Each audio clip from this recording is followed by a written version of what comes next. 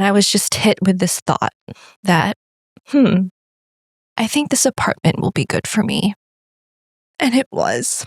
A therapist said it is the most accurate depiction of grief that she has ever read. Over the next 5 years, I don't know how I'm going to do this.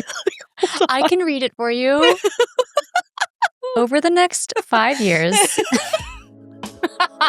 Should I guess? People get so confused. This is BRB Crying.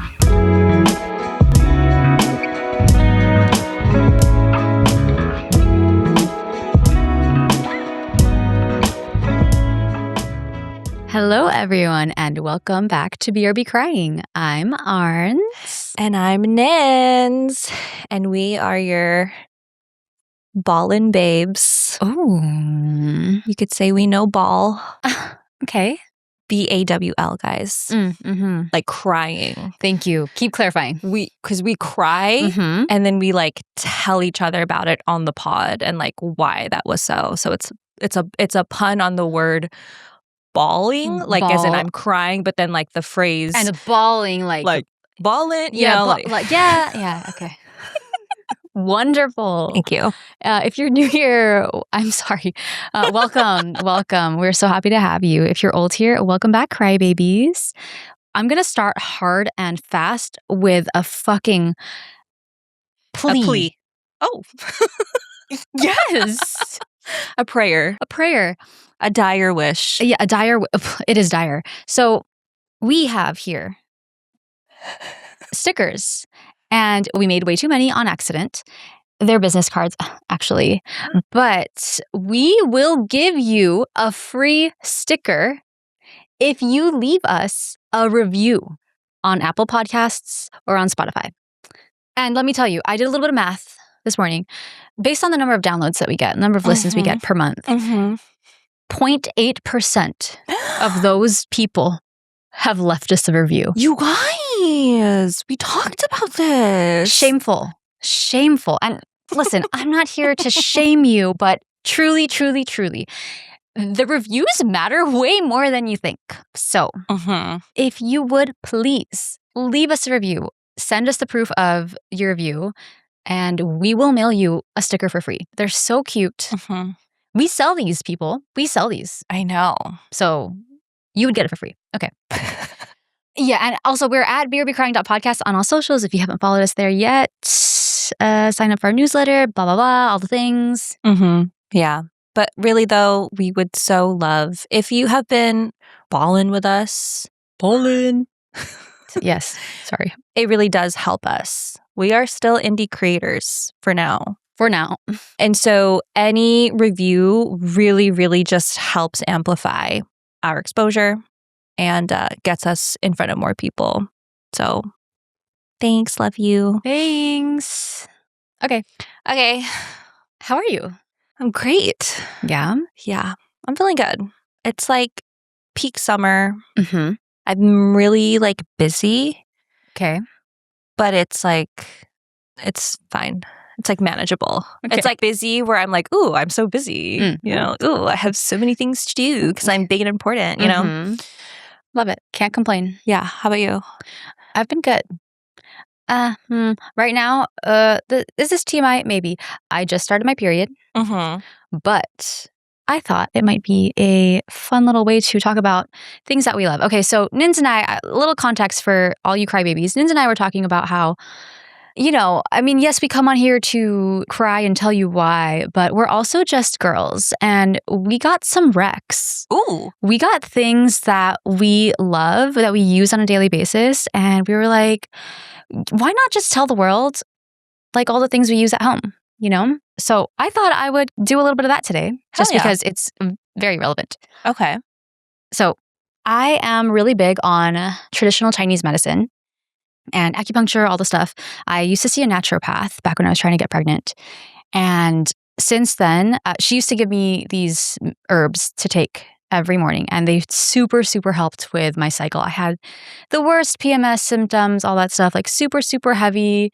I have 2 pretty large fibroids and that contributes to the heaviness. And I had really bad cramps, debilitating stuff physically. So I since have switched over to this. This is Elix. This is my cycle balance. I know I've told you about this in the past, and it's cool because their intake form was pretty much exactly like what my naturopath did. Like, take a picture of your tongue and like do all these crazy things. And then they give you a custom formula. And I put 6 drops in my water every morning, and that has so completely regulated my cycle. And I get maybe a little twinge of a cramp, and that's it.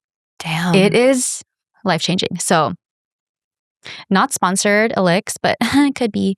But yeah, Elix cycle balance. Yeah. Highly, highly recommend, especially if you're into more holistic ways of healing and balancing your cycle. Yeah. Hormonal stuff. Love that. So, yeah. I started going to the naturopath that you went to. What do you think about her?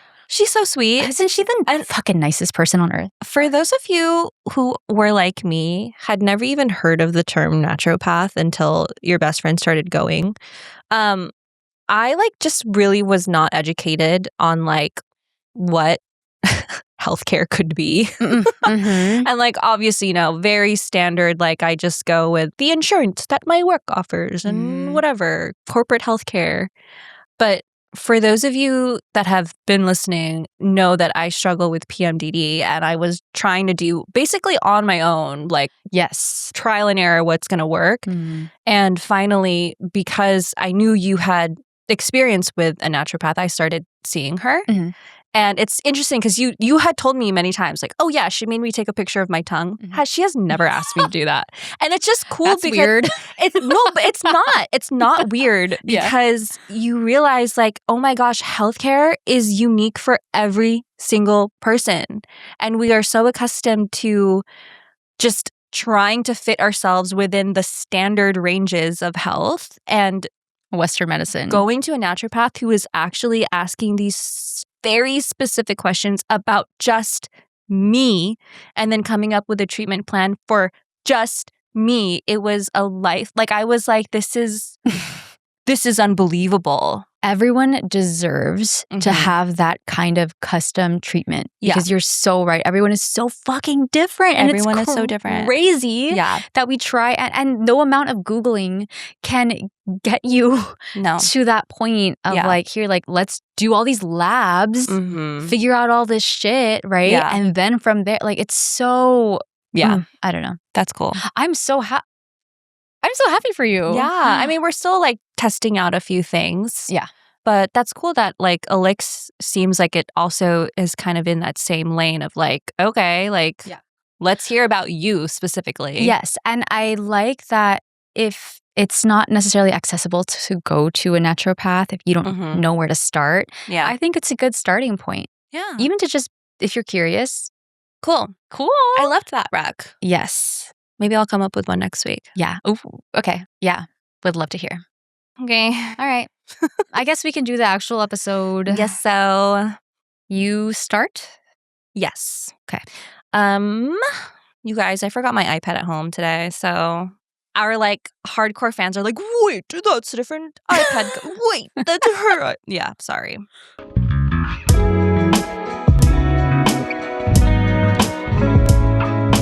It feels like it's been so long since we've just had like a quote unquote normal episode. I'm excited though. Right? Yeah. It's like coming home. Yeah. Like, ooh, okay. Comfy, cozy. Yes. I'm about to change that. Oh. Ooh. Okay. Okay. I might be emotional for this one.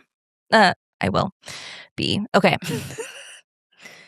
So, we joke all the time that we're 30-something teenagers. You'll see it in like some of our taglines.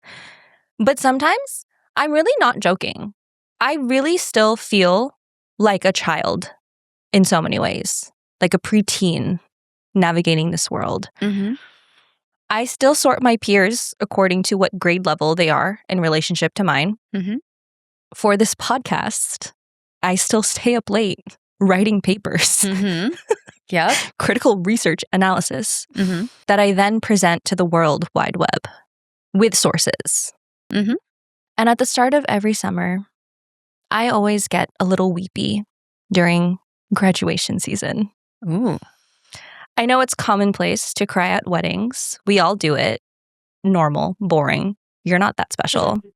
Graduations, however, I cannot recall the last graduation I attended where I didn't cry watching my friend or my family member reach a milestone. Same? Same. Okay. This year, however, I had my own little graduation of sorts. Not in an academic or professional sense, but more so in a life sense. Because this past month, pause for an ad. This past month, I moved out of my apartment and into a new home. And I really did not expect to get so emotional about this. But oh my God, did I? So, I guess, as with all things, in order to understand why this hit me so hard, we must start at the beginning. Please. In 2020, Lou and I moved into our first apartment that was just for the two of us. We had a roommate before, shout out Urban, but this new place was just Lou and me. It was one of those apartments owned by a huge leasing corporation, and I was sold on the pretty landscaping and the big buildings and the lavish pools. I was still new to renting, only having lived on my own for like 2-ish years at that point. So I was a noob when it came to picking the right unit. So when I signed this lease, I did not think about south-facing windows or what floor I preferred to be on. And I gave zero thoughts about parking for me, for my husband, for my guests, whatever. The grounds were nice, you know? In short, Lou and I signed a lease for an apartment on the ground floor with literally zero natural light in the common spaces and a really weird layout that didn't really provide like a great place for a couch. It was weird. Mm-hmm. It was weird. Like it wasn't intuitive. This was also at the height of COVID. So I was stuck in this dark hole, both figuratively and literally. My depression was really starting to reach flow state. You know, it was like, girl, we're peaking, you know, like this is it. Yay. I was 3 years into hating my job. Everything on the news and on Twitter made me want to rip my fucking hair out. I didn't really have direction or goals, or honestly, any idea who I was or what I cared about. And to add a nice little cherry on top of it all, we had to postpone our entire wedding because of lockdown. In short, living here and this time in my life was a hellhole. So once our lease was up for renewal, I immediately told Lou, I'm ready to get the fuck out of here. Let's find a new place. Did not care that we would need to pack up all our shit again. I just knew that this place was not the vibe. So, apartment hunting once more. The one benefit of looking for an apartment during this time was that the monthly leases were delicious, okay? It was a great time to look for an apartment. All the rates were so cheap. And we were excited because this time around, Lou and I were eyeing a 2-bedroom with 2 baths.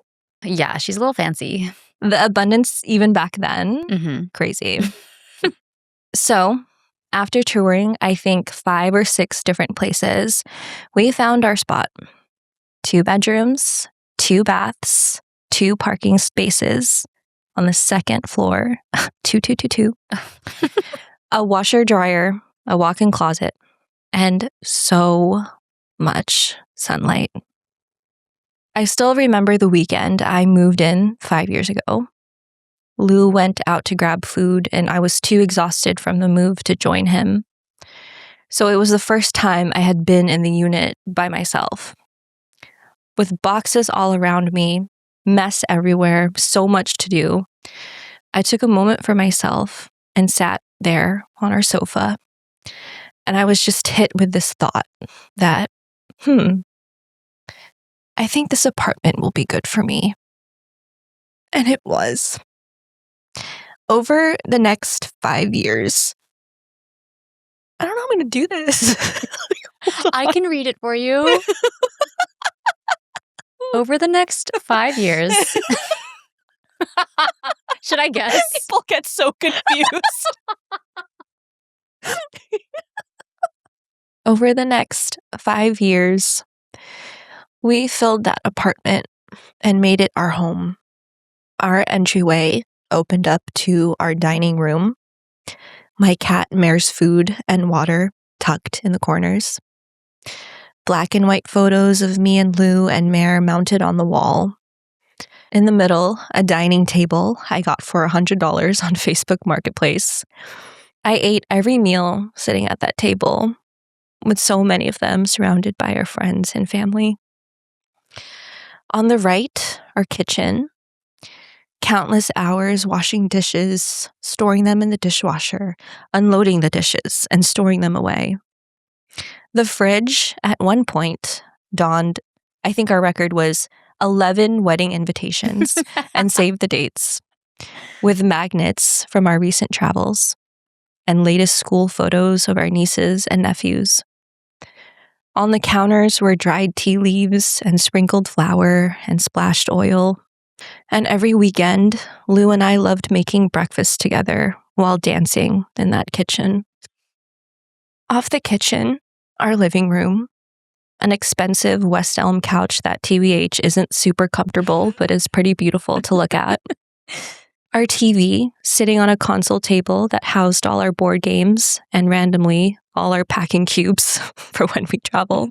I didn't know where else to put them. Then there was the rug. And on top of that rug, at any given time, about 4 or 5 different cat scratchers, cat tunnels, and cat wands. This was Mare's favorite place to play. Down the hall was our second bedroom, which Lou and I made into our makeshift office and home gym. I spent every workday in this room, taking my Zoom calls, sipping my tea, writing my little emails. Lou would play his video games, swing his kettlebell, and keep me company whenever I stayed up late editing the pod. And last but not least, our bedroom, my sanctuary, my safe space. Outside our window were these huge trees, and every golden hour I loved getting into bed and watching the leaves cast dancing shadows across our walls. In the corner of our room sat my vanity, and every day and night I sat there doing my beauty rituals, my everyday and every night routine, and took care of myself there. I felt beautiful there. And at night in bed, I slept and I dreamed and I wondered what more this beautiful life had in store for me. Yes, romanticize your life, and I sure as hell am romanticizing this apartment.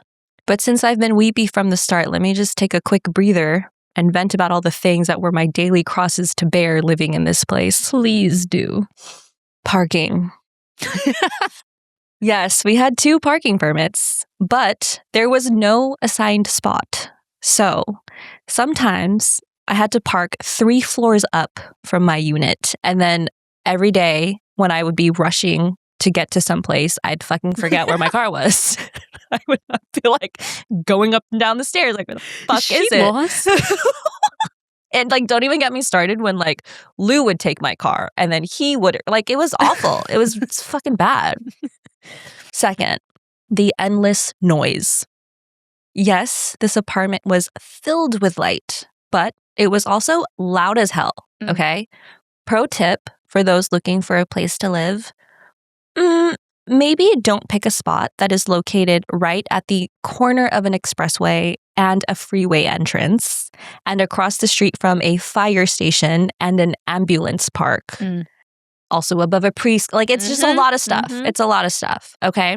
And also, I know that like we can't really control this all the time, but I also would not recommend living below a young family. Why? What's wrong with the young family? What do you have to say? Say it. Just the kid just running up and down the halls. at all. Like I knew this kid intimately. I knew his everyday schedule. I knew when he woke up. I knew when it was like he had just finished lunch. I knew when he was about to go to sleep. Whew. Wish that kid well. Do you?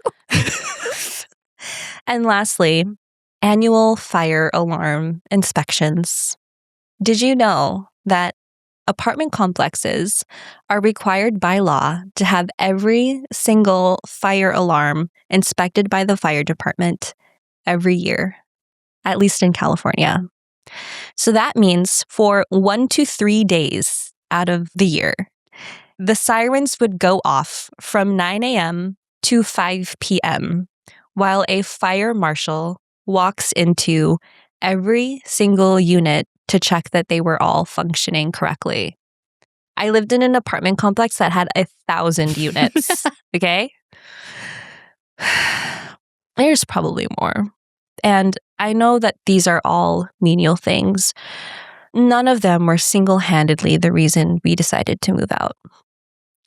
After 5 years, Lou and I just recognized that maybe over time, we just come to outgrow it. And it was time to level up. I won't give away too many details about our new place because this is the internet after all. But we did find a new place. Why were you going to give out my address? You don't want to tell. It's weird. This new place is almost double the square footage with, can you believe it, even more light. And it's so peaceful and quiet and beautiful. When we found this new place and signed the lease, obviously I went insane with the vision boards. Let me completely start from scratch building this interior design aesthetic. Why not? Why not, right? I got so excited making all these big plans about our new place and could not wait for the day that we could finally move in. There was only one small problem. I had to actually start packing, annoying. Ugh. So I started moving little things here and there. My winter jackets, my junk drawer, my bookshelf. I started donating old clothes and unused appliances. I loved throwing out shit that no longer served me. I feel like it's like a millennial thing. It's like our way of tackling generational trauma by being the absolute opposite of a hoarder. Yep. Throw fucking shit away. Minimalist, baby. Amazing. So anyway, I'm throwing out hella shit. I'm packing up hella shit. I'm labeling everything. An earth sign moving. Ooh. She's having the time of her life. You hate to see it coming. Watch out. Her and her label maker. And then on the weekend before our big move, I am in our apartment by myself while Lou is out at work. I got my headphones on. I got my tea in my thermos. I'm ready for a productive ass day. She's a Capricorn. She's fucking ready to go. Yeah. She got this mapped out, you know? Yep. So I look at my packing to-do list, and on that list, one of the things is take down refrigerator magnets and photos. And I'm like, okay, yeah, I'm going to do that in 5 minutes. And then I'll feel really accomplished. I'll feel really motivated to keep going. So I head to my fridge. I look at all the magnets. And then all of a sudden, I burst into tears. Standing there in the middle of this apartment, I realize that it really is coming to an end. This being my home. And yes, I am being super sentimental, but it really is sad when you realize that a chapter in your life is coming to a close. It hit me that pretty soon I was never going to walk through these rooms again. This place that had witnessed so much of my life. I started living here at a time when I felt really lost and broken. But once I moved in, I felt so many pieces start to lock into place. Within months, I finally left my toxic job and found a new workplace that was so much better for me. I started going to therapy and tackling so many wounds that were buried deep within me. Because we were still on the tail end of COVID, Lou and I got our marriage certificate on a Zoom call we took in our home office. And it was in that same home office where one day I received a text from my best friend asking me if I was still down to start a podcast about crying. So many things happened in my life over the last 5 years that make me feel like a completely different person from the one who first moved in. My joy and my gratitude expanded. I learned so much about myself, but more importantly, I learned to love so much about myself. My dreams and my goals and my visions for the future grew bigger and bigger. All of these beautiful, wonderful things happened while I was living in this apartment, and I'm so grateful for it all. The thing is, I know without a doubt that this life is just going to keep getting better. I'm going to keep leveling up, keep seeing the world, keep experiencing my dreams come true. And every time I do, I know that I will once again become a whole new person. Wiser, more experienced, more healed, even more beautiful, if you can even imagine that. I can't. Right? My God. And while that's definitely something to look forward to, I will miss these old versions of me and these old chapters of my life. And I think that's why this move wasn't just me finding a new place to live. It was saying goodbye to this version of me that I am so proud of, and this time of my life that was so full of beauty. To wrap up this story, I want to give a little shout out to Maggie. We're going to get a little woo-woo to close this up, okay? Please. So, quick little backstory. One of the things that I would love to do while living in this apartment was take my daily walks during the work week around the apartment complex. I would call them my manifestation walks because I'd put on my headphones and I'd listen to music and just dream about the future. Think about all the things that I wanted and all the things I was excited for. And along this walking path of mine was a magnolia tree, which I lovingly nicknamed Maggie. Every spring, Maggie would go fucking off with the most beautiful, bright pink blossoms. I mean, fucking like relax. Like she was stunning. Who, me? But no matter what time of year, during my walks, I would find myself sitting under her shade and I would talk to her. I would say hello or tell her how my day was. I told her about the podcast and our goals and all of the milestones that we had just hit. It was just this cute little whimsy thing that I enjoyed doing because, again, the world is magic and everything is alive. But I really loved that tree. And on one of our last nights living there, Lou and I went to say goodbye to Maggie. It was the fucking ugliest cry. Like, me sitting there and saying goodbye. And as I was weeping at her trunk, all of these words started pouring out of me. And I remember saying something like, "Thank you for being my first tree friend and listening to all of my babbles. I'm really sad I won't get to see you anymore, but I'll keep talking to the trees. And who knows, maybe all of you trees are connected to some universal tree network so that when I'm talking to another one, I'll really still be talking to you." And maybe that's a nice way to frame my grief at losing this old version of myself, because it's not really goodbye, since she and I will be linked forever.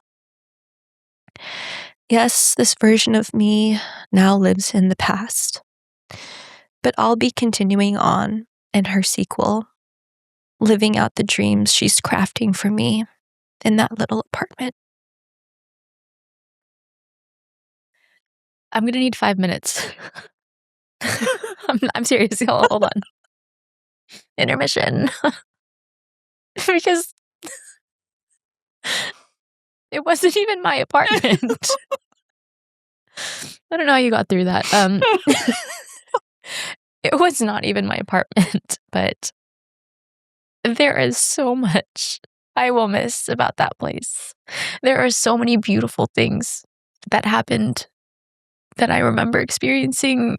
So many stupid things that we did. Like one of our first meetings. Yeah. I will never forget when we asked Lou to take a video of us. But he put the ugliest filter, so we have these massive jawlines. And we look so insane. That's one of my favorite videos ever. And there we are at your kitchen table. I mean, I know you didn't mention this, but you had, was it 9 photos up? I did mention it. You did? The black and white photos in the dining room. Oh, okay. Yeah. Yeah, I loved looking at those because each of those photos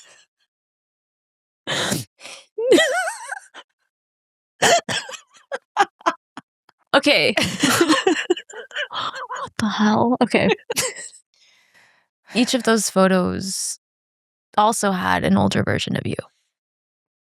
And the way you memorialized those versions of you on that wall, I loved every single time I came to your house. Again, not my apartment, but still a home of sorts in my own heart too.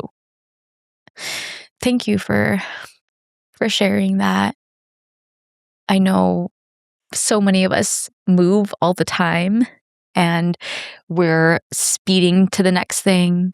Excited, of course, to move into our new beautiful home. Excited about the next chapter, but to take the time to say goodbye. I mean, and Maggie. Fuck. Yeah. It's like I didn't want this apartment or that tree to think that I was just so focused on the bigger and better things, because I needed them to know, and I need this old version of me to know, oh my God, I was so in awe of you. Like, thank you so much, you know? It's like 2 things can be true, right? Mm-hmm. Like, you can be ready to move on, but you can still love so dearly how things are now. Mm-hmm. It's just like I never really felt such a like a mourning for this. Like, I've moved many times, but I think that this was different because this was a time in my life where I had never felt such wonder or allowed myself to feel such gratitude. Mm-hmm. It's like I can't really separate my apartment from that experience. No. Like, it's so tied into all of it. And why would you want to? Yeah. You really poured yourself into that space. Like, I got to watch you blossom. I had the pleasure of watching you from the sidelines pour into that space, pour into yourself in a way that you had never had before. And so you're right, it was a magical place because you recognized your own magic while you were there. Yeah. If you told me 25 years ago that you would be walking around talking to trees, I would not have believed you, you know? Right. Little Miss Capricorn going around being whimsical as fuck. Mm-hmm. No. Yeah. I know we are very much grieving still, this old version of you, this old chapter, but I can't wait to see what comes next too. Both, you're right, both can exist at the same time. Yeah. And neither can she. Yeah. Yeah. Whew. I'm like dehydrated. That might have broken the record for how quickly you cried going into a story. No, it was bad. It was bad. Like writing it. Oh my God. I can imagine. Like, I was crying that whole week that we were moving. I didn't even talk about like the day that we had to like finally drop our keys, and then like fucking Green Day's like Time of Your Life is playing, you know. That's insane. Yeah. And then, like we have been living in our place for like a couple weeks now, and like you think like, okay, I'm cool. And then you sit down to fucking write your goddamn paper that's due tomorrow. And, you know? Yeah. Yeah. A+. Thank you. Thank you. Star student.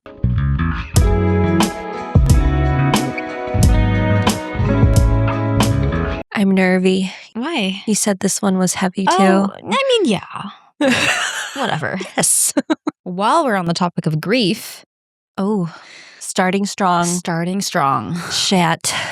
So if you've been on Netflix lately, I don't know when you would have had time to. You've been so busy moving, but there's a rom-com that everyone's been talking about. I'm sure you've seen. Have you watched it? I have not. Okay, so it's called Voicemails for Isabel. Yep. Okay. Yep. I didn't know that it was centered around grief. Okay. So literally when I was watching it, like crying within the first few minutes. That's what I've heard. Yes. Okay, so in the movie, Jill leaves these voicemails for her sister Izzy, who has recently passed away. She's been sick. Growing up, she was so sick. And so she passed away. And what Jill doesn't realize is that someone, the love interest, is actually getting these voicemails. Someone who is so handsome and so sweet. Interesting. Kind. Yes. Single. So it's a great rom-com. It's fun. But my favorite parts are these scenes where the two sisters are doing their little choreo to the song Dancing on My Own by Robin. Okay. And, it shows them growing up. They're doing their choreo to this song. And then another scene later on. But what I love about those is that it does such a great job of showing how grief and joy can coexist. So after watching that, I found myself yearning for a story that had a deeper kind of grief, a grief where it was central versus more part of the context and the backdrop. Not because I love being miserable, but because grief is so complex. It's something we as humans fear and dread and try to avoid, but none of us can escape it. It finds us all at some point or another. And so, with absolutely no knowledge of plot, like I love to do, I picked a book from my to-be-read list. And that novel was Cleo Dang Would Rather Be Dead by Mai Nguyen. Okay. Have you heard of this? I have not. I don't even remember why it was on my... I don't know where I saw it. I don't know who recommended it, but I saw it there and I was like, that sounds like a crier. I wanted grief, and boy, did I fucking find it. So, before I get any further, I want to issue a content warning here. This novel discusses grief, infant and child loss, depression, suicidal ideation, miscarriage, substance abuse. So please take care listening. Also, it's a full fucking spoiler alert. I'm going through the whole plot. Okay. It's my favorite kind. Yep. Okay, so Cleo Dang Would Rather Be Dead is a 2026 novel by Mai Nguyen. It is absolutely heartbreaking from the first page. The dedication reads, "For Gemma and all the babies who didn't get to stay." Return it to the library. I can't read that. The opening line of the first chapter. "I didn't expect the casket to be so small." Buckle up. Okay, so begins the story of Cleo Dang. She is mother to Daisy, a sweet baby angel who passed away shortly after birth. The opening scene is Daisy's funeral. Cleo is nodding robotically as people are filing through, offering these platitudes like, "She's in a better place. Everything happens for a reason. You can always have another baby." It's fucked. And to make matters worse, there in all her postpartum glory is Paloma. Paloma is Cleo's best friend. She's Filipino, by the way. Shout out. Pinay Queen. Pinay Queen. So Paloma and Cleo went to school together. They live across the street from each other. They are attached at the hip. So it's no surprise when they find out they're pregnant at the same time. And when 9 months later, they both go into labor, hours apart. But the difference here is that Paloma's baby lived and Cleo's did not. We are brought to the memory of Daisy's birth, the disbelief when the doctor said Daisy wouldn't make it, the precious time Cleo and her husband Ethan spent alone with Daisy, pushing past the ventilators, tubes and wires, giving her a bath, combing her hair, telling her they love her in their respective mother tongues, Vietnamese and Japanese. I want to add here that the way the novel is written, it's addressed directly to Daisy. So I think that's technically second person, but I want to read a little passage here. Cleo says, "Your beauty was so startling, I couldn't look away. The cloud-like arches of your eyebrows, the tiny curves of your nostrils like doorways to heaven. I lifted an eyelid, brown, just like mine. I asked your father to hold open the other eyelid so I could pretend, just for a moment, that you were looking at me with those deep pools of wonder, realizing I was the one whose belly you were inside, that I was your mother."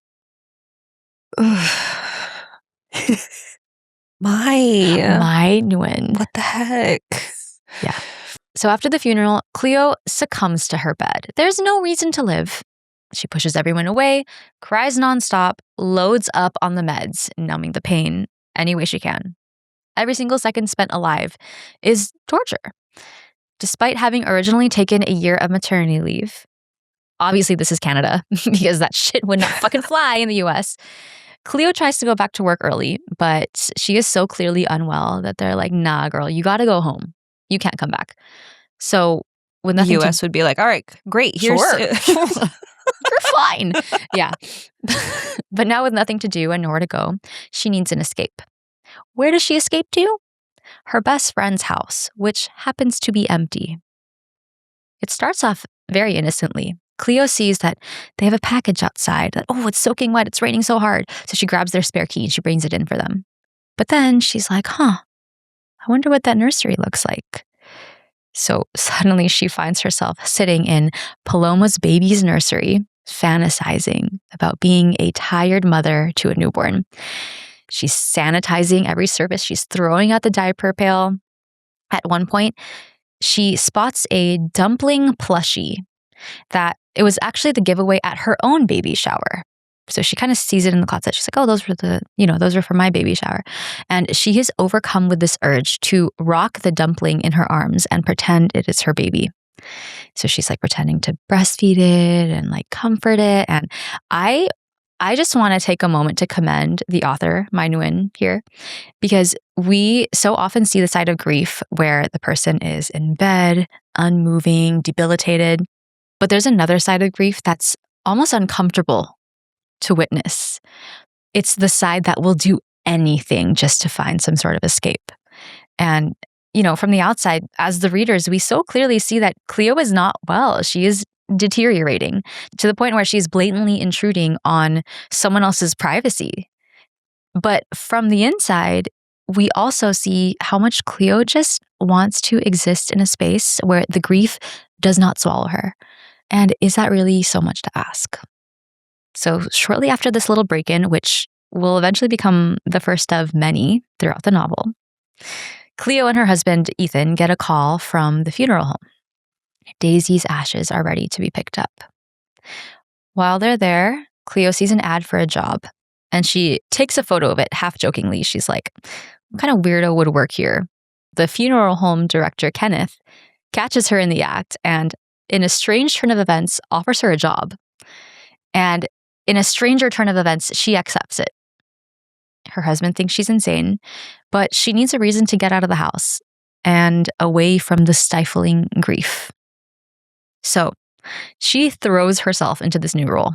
She's busying herself with learning all the weird new protocol. She's observing her really mysterious but kind new boss, Kenneth, who for some reason collects stray mustache hairs, puts them in a jar. Like his own? His own, okay. yeah. He's like, and she's like, "What the hell?" Okay, just as if it's like just super normal. Okay, and he has like a locked cabinet, and she's like, "I know that man is hiding something in there." Again, huge props to the author because the way she threads in humor in this book is so subtle. Quote, "We return to my desk and Kenneth tells me to play around with the company tools and software on the computer as they can be quite complicated to understand. I discovered the tools and software Kenneth was referring to is Microsoft Excel and Safari." I knew it. Crazy. So, Kenneth. like, come on. It's so funny. He makes like $400,000 a year, though. Hell yeah. Breaking it in. Okay, so something else to note about Cleo's new job. It's a funeral home, so there's an ease with which they talk about death. The rest of the world treats Cleo and her monumental loss as this elephant in the room.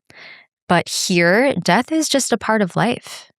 So in this one scene, Cleo's talking to one of her new coworkers for the first time ever. Quote, "I'm really sorry, by the way, about Daisy," Rachel says, catching me off guard. "It was a somber day for us all when she arrived here. I asked the staff if we could play lullabies for her. We did. We had it playing for her all day." "You did?" "I didn't know how much I needed to hear that, to hear your name, to hear you were taken care of, and every part of me wants to wail to the skies." Outside of work, the grief is suffocating still. Cleo's parents visit, cooking her food, forcing her to eat. Cleo reflects a little bit on her own mom's miscarriage, and she asks, does the pain ever get better? Paloma, her best friend, comes by, trying to drag Cleo out of the house, get some sun. They even go to their friend's baby shower, where Cleo manages to hold it together until she accidentally bursts into tears right in front of the expecting couple. And it becomes this whole thing. All the babies start crying, and she's like, I gotta fucking get out of here. She goes to see her unhinged OBGYN for a postpartum appointment, and this doctor is like, "This amount of grieving is not healthy. Let me double up your meds." Go fuck off. So, go see a naturopath. Yeah. Go see a naturopath. So Cleo is gleefully almost reading the adverse side effects of these meds, and she is passively hoping she just might not wake up one day. At some point, Cleo's parents and her husband decide to have an intervention.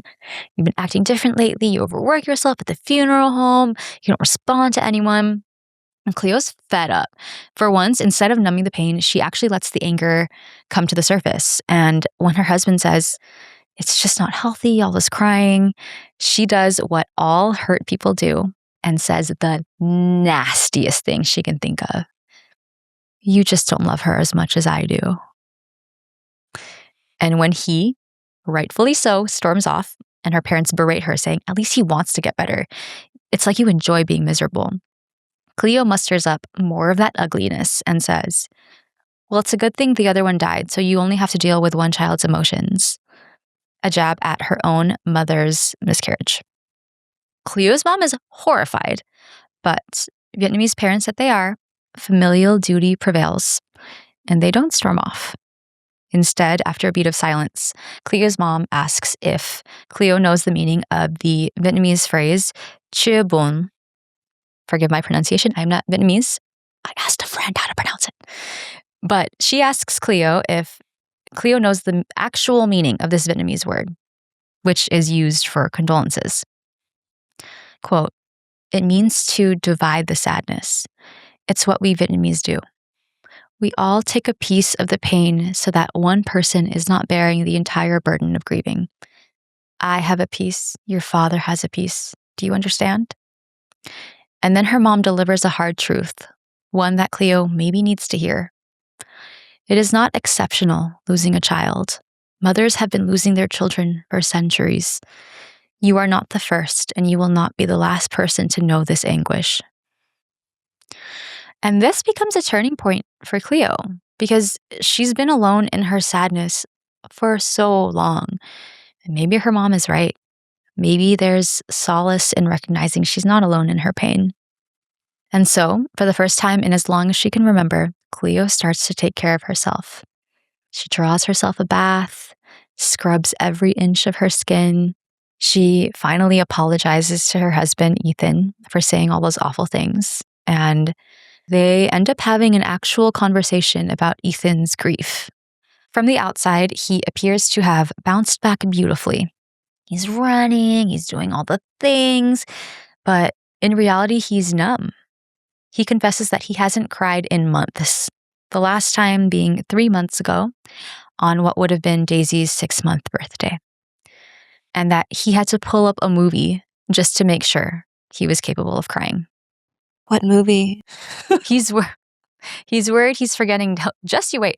He's worried he's forgetting Daisy. Maybe that's the reason why he can't cry. And in this tender moment, Cleo can finally see past her own grief long enough to hold Ethan in his. You'll never forget her, she says. I won't let you. I'll make sure of it. What movie did you watch to make you cry then? You won't judge? Promise. He hesitates for a moment, then spits it out. Mamma Mia too. I pause, waiting for him to say he's kidding, but he's serious. The corners of his lips turn up, and we both burst into laughter, our bellies clutched in a familiar but pleasurable kind of pain. It feels good to give humor another try. Ethan? I say. Yeah, you're crying right now. He lifts his hands to his face as if to make sure the tears are real. He licks the tears off his fingers. He licks and licks and licks as if these are the first drops of rain after a horrendously long drought. That night, we make love for the first time since you died, in the pitch black, where he can't see the tears pour down my face, a secret just for me in the pillowcase. Imagine, the whole book is like this. So, the following week, Cleo's like in the groove now, right? With her new job. So she's with her boss, Kenneth, and they're doing a very routine hospital pickup. But as soon as they arrive, Cleo realizes they're not just at any hospital, they are at the hospital, the one where she gave birth to Daisy. And she has a full-blown panic attack. She's like screaming at Kenneth, like, don't open these fucking doors, blah, blah, blah. And Ethan has to come and retrieve her. And he is convinced that she needs a break from this job. He's like, I told you this is not a good idea. But what Cleo was convinced she needs is another midnight visit to Paloma's empty nursery, where she can momentarily escape into her fantasy with her plush dumpling baby. After watching their car drive away, Cleo slips into Paloma's house and tends to her baby. She does her usual cleaning and sanitizing of the nursery, and then she finds herself drifting into Paloma's bedroom. She snoops around, sifts through the drawers, and finds an expired pregnancy test. She even goes as far as to peeing on it just for shits and giggles. Not pregnant, of course. But then, surprise, surprise, guess who shows up in her own house? Paloma. What the hell are you doing here? And it all just comes crashing down on Cleo.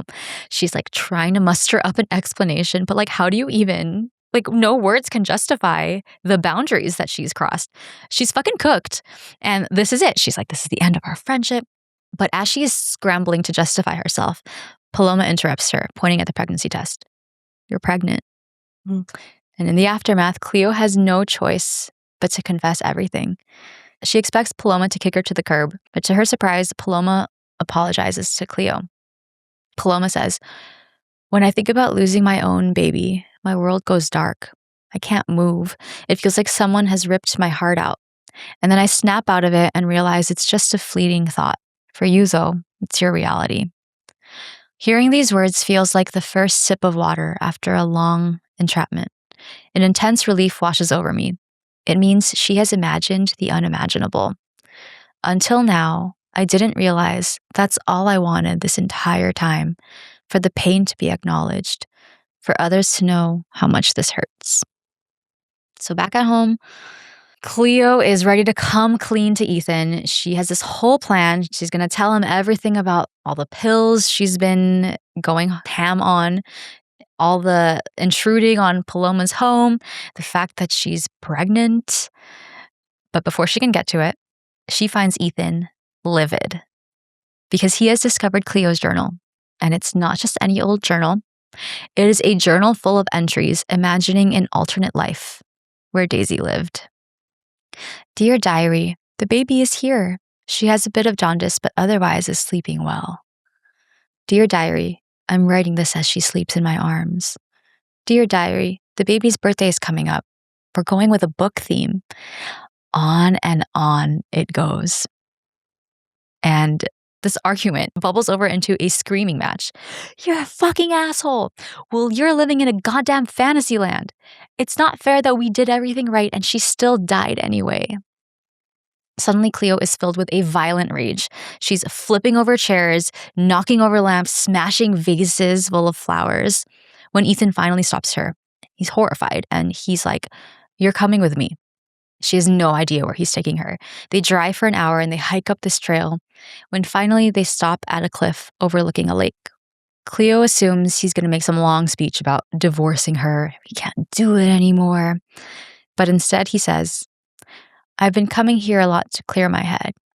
This is Daisy Lake. I've been thinking this would be a good place to spread her ashes." Time and time again throughout this novel, we see Cleo's grief swallow her whole. It pushes her to say these nasty things to people she loves and violate their trust, and each time she thinks, surely they'll stop loving me now. And what a relief that will be when I finally don't have to bear the burden of trying to be lovable anymore.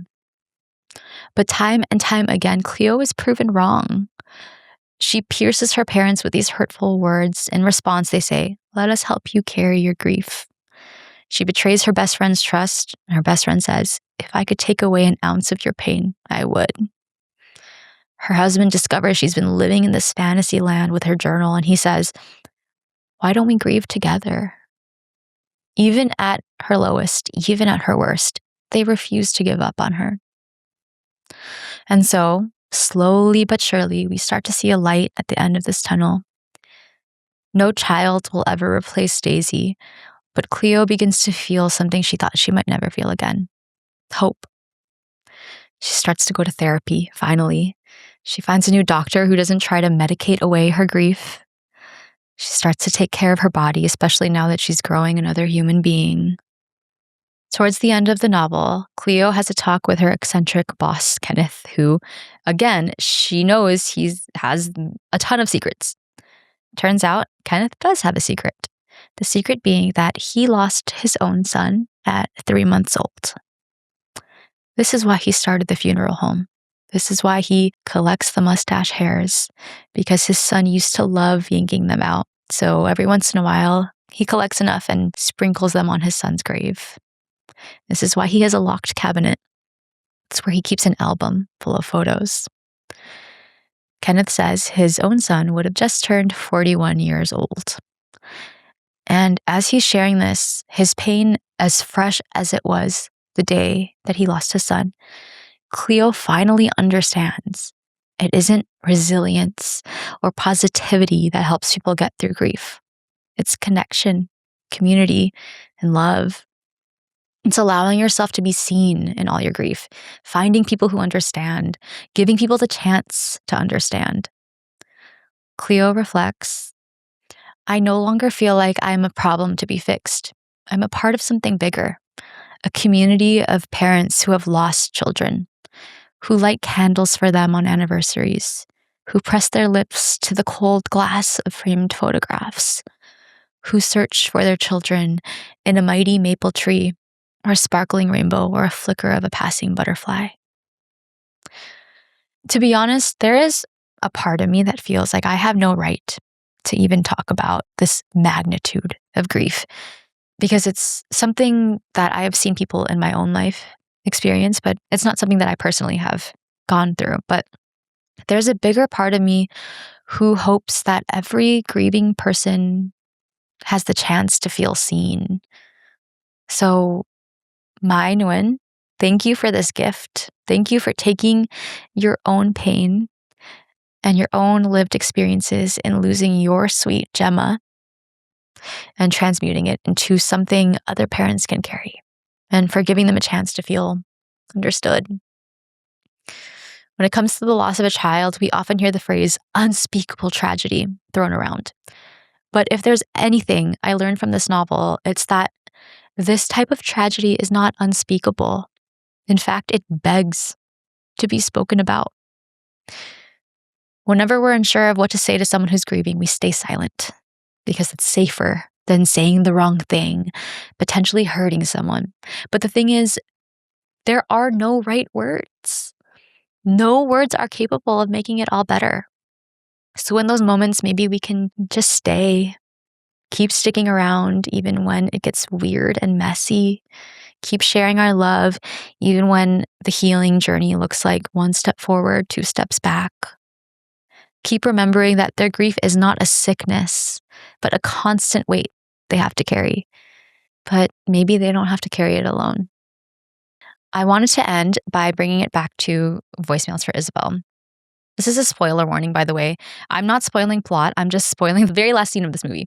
I wasn't sure if you wanted to watch it. I figure you might want to watch the movie, so maybe not. Whatever. Oh, she's game, y'all. So in the scene, I mentioned earlier that my favorite part of Voicemails for Isabel was when the two sisters, Jill and Izzy, are performing their little choreo to Dancing on My Own by Robin. And in this last scene, again, spoiler warning.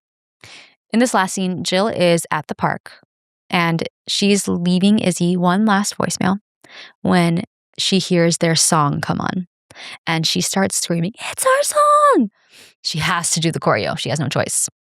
So let me play it for you really quick. Great movie. So in this scene, she looks ridiculous. She's dancing alone in front of all these strangers. But her joy is infectious, and pretty soon people start joining her, and it's all fun and light. And then you see visions of her sister Izzy dancing with her in the background. And then you see another part where these two younger versions of them in their little school uniforms are dancing with their hands intertwined. And it is heartbreaking and beautiful. And it is exactly what came to mind when I read this passage from Cleo Ding, Would Rather Be Dead. This fight between grief and joy was not a fight, but in fact a dance, one that didn't need to vanish for the other to exist. They were a pair, inextricably linked, twirling in the most dizzying, twisted, reckless fashion. You want to die, and you want to live, and you want to cry, and you want to laugh, and you want none of it, and you want everything the world has to offer. That is the dance of life. As it turns out, Cleo Ding doesn't want to be dead. After all, actually, Cleo Ding very much wants to live. Wow. You're right. It's like, I don't really know that how did you phrase it? Like, if I'm even qualified. Yeah. Mm-hmm. Qualified to speak on this. Who am I to talk about this? Yeah. But I love what you said about how we, on the outside of the grief, feel so scared to say the wrong thing, so we don't say anything, and how that too just compounds the grief. There's no right way to go about it for the one that is grieving and the ones that are wanting to help someone through their grief. It is very complex and hard and messy. I had a question, but I didn't want to distract from your incredible storytelling. Thank you for that. I'm hurting. Read it. What was the dynamic between Paloma and Cleo while Cleo was grieving? Because I can imagine that of all of the relationships would have been the hardest one for me. Oh, yeah. Paloma was the one who organized the entire funeral, and Cleo is almost bitter about it. Like, give me something to be mad about. Why are you being so caring? Why are you going out of your way to not ever once bring up your child? Like, Paloma was just like wouldn't even talk about it. She didn't even know Paloma's baby's name for like months and months and months until she saw it on Instagram. Yeah. Because Paloma was doing such a great job of being a friend who. Yeah. And then Paloma was the one who confronted her. She's the one who found the pills, and she was like, what are you doing? And so to her credit, she was doing everything that a best friend would do, especially one who is relishing in the newborn goodness. Yeah. But it's hard because you could still do all the right things. Exactly. And it doesn't fucking matter. Exactly. Because you have a baby and I don't. And that's just how it goes. Like, you can't do anything about that, right? It's like, you can't change that fact. And that's why it's like, Cleo just kept trying to push and push and push away. But there is a point where, she's finally like making strides with her healing towards the end. And she says to Paloma, like, can I meet Jude? Her baby's name. And Palma's like, I would love that. And it's like, God, I swear. It was nonstop. Yeah. Everything about it. And not even because it was so painful. Yeah. That, but also like all the beautiful parts too.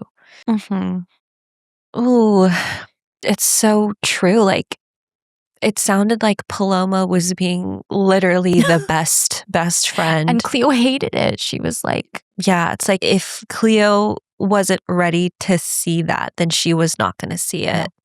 But I'm sure Paloma understood that and didn't care and was still going to keep showing up. Exactly.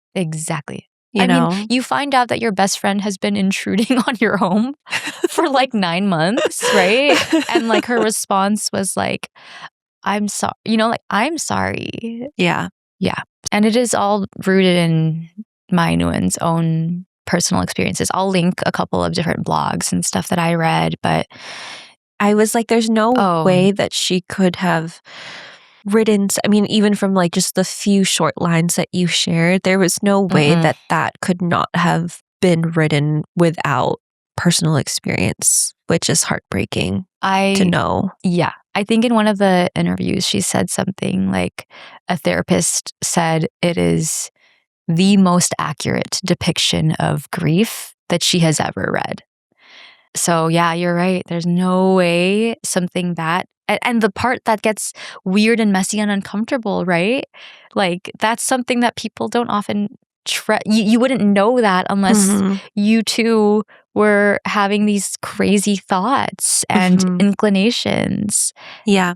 So I'm grateful that as difficult, I'm sure, as painful, I'm sure, as it was for her to write this, it gives other parents who have experienced the loss of a child a chance to see themselves and the depths of their grief in someone else's experience and to know they're not alone. And also as people who may not have experienced that but are on the other side watching someone grieve, like giving them a chance to understand that maybe do talk about it, and again, grief looks so different for everyone and that's okay. And just stick around, just be there. Yeah. Oh, yeah. You're saying all the things. Yeah. You're saying it. Yep. You're saying it. Yep. Well, we have one brain cell, so I don't know. I appreciate the way you tied it with voicemails for Isabel and the last quote that you read about this two things kind of existing at the same time, the grief and the joy. Yep. And not that my grief is anything in comparison to the biggest grief you could ever imagine. But the theme is the same. It's the same. That's partly why I was crying so hard listening to your story, because I was like, I'm saying the same thing. Whatever. As usual. Yeah. Yeah. There is a wonder I still see, even when you are going through something really sad and really painful. And that wonder like stays the same, even as that grief then slowly transforms into joy. It's still a wonder to witness it all. Yeah. Obviously, my story was so long. I had to cut out so much plot, so many incredible quotes. But throughout the novel, Cleo's mom is sending her these quotes to help with her grief, like the things that you see on walls and stuff. And she's texting her all these quotes. And obviously they're great quotes, but like she jokes like, it's kind of weird how like the timing gets really accurate. Like she's sending her mom starts sending her quotes when she really needs to hear it. But there's this one quote from Lebanese American poet Khalil Gibran.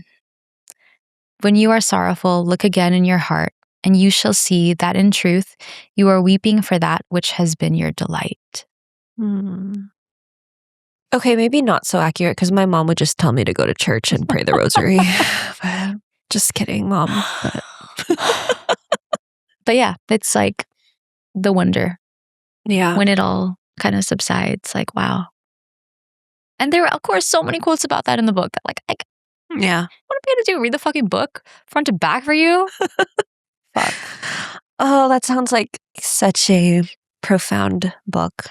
It was so good. And it's so recent, 2026. Yes, like a few months ago. Literally a few months ago. And I was like, I don't even know how this came on my list, but I'm so glad I read it. I'm so, like, it came to me at the perfect time. And I'm so thankful. I'm so thankful for this book. Thank you for covering it and covering it so well. Thank you.